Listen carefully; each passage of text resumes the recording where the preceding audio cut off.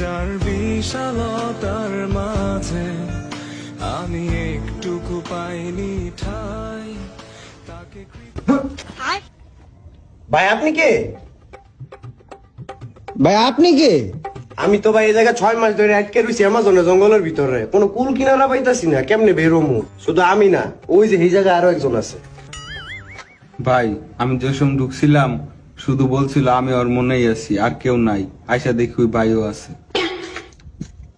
ভাই আমি আছি এনো ভাই, 1 মাস ধরে ভাই আমি নতুন আইছি, খালি আমি না ভাই এনো আরো খোঁজেন কুলকিনা আর 2-1 দিন পাউন যাবো ভাই।